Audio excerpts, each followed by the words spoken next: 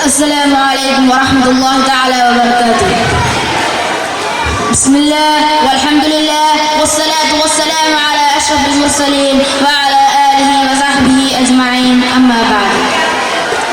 ബഹുമാനപ്പെട്ട പണ്ഡിതന്മാരെ, എൻ്റെ സ്നേഹനിധികളായ വിദ്യാർത്ഥി സുഹൃത്തുക്കളെ, വിധിയെഴുതുന്ന വിധികർത്താക്കളെ, വിദ്യ ആഭാസമാവുന്ന കാലത്താണ്, വിദ്യ കമ്പോളവൽക്കരിക്കപ്പെടുന്ന സമയത്താണ് നാം ഈ വിഷയം ചർച്ച ചെയ്യുന്നത്.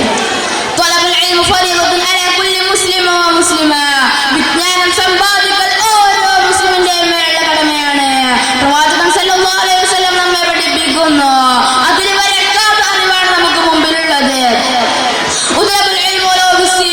ചൈനയിൽ പോയിട്ടാണെങ്കിലും നീ അറിവ് നേടുക എന്ന യാഥാർത്ഥ്യമാണ് അവിടുന്ന് കൽപ്പിക്കുന്നത്.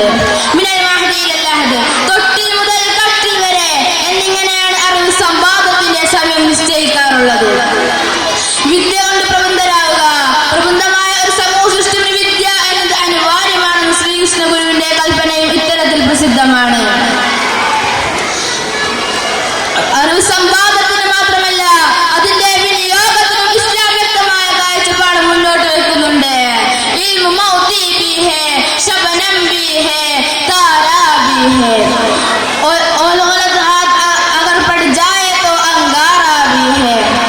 അറിവ് ഒരു മുത്താണ്, അറിവ് ഒരു മഞ്ഞുതുള്ളിയാണ്, അറിവ് ഒരു നക്ഷത്രമാണ്. പക്ഷേ അഗമന്റെ കയ്യിൽ അത് വന്ന് പതിച്ചാൽ അത് ഒരു തീക്കടലാണെന്ന് അല്ലാമ ഇഖ്ബാൽ പറഞ്ഞു വെച്ചതും നാം കൂട്ടി വായിക്കേണ്ടതുണ്ട്. സഹോദരന്മാരെ, ഇഖ്റാ വായനയിലൂടെ ലോകം തുറന്നു വെച്ച് ഖുർആൻ ചോദിക്കുന്ന ഒരു ചോദ്യമുണ്ട്.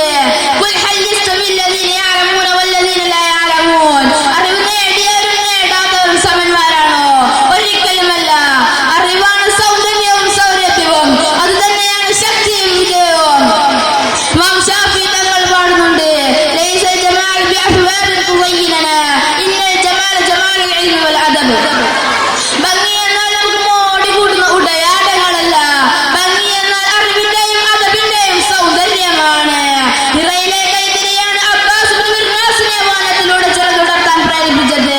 ഹിറയിലെ നാദമാണ് ഇബ്നു സീനയെ അഭിസന്നയാക്കിയത്. ഹിറയിലെ പ്രതിദിനെയാണ് ബഗ്ദാദ് കുർത്തുബയിൽ ദമസ്കസിൽ സമ്മാനിച്ചത്. ഹിറയിലെ പ്രേരണയാണ്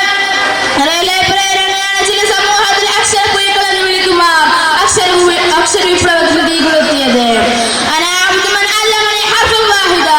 എനിക്ക് ഒരു ഹർഫ് പഠിപ്പിച്ചു തന്നവന്റെ അടിമയാണ് ഞാൻ എന്ന് പഠിപ്പിച്ച ഇമാം അലി തങ്ങളും ഇമാം ഗസാലി തങ്ങളും അറിവിന്റെ തികവാർന്ന ഉദാഹരണങ്ങളാണ്.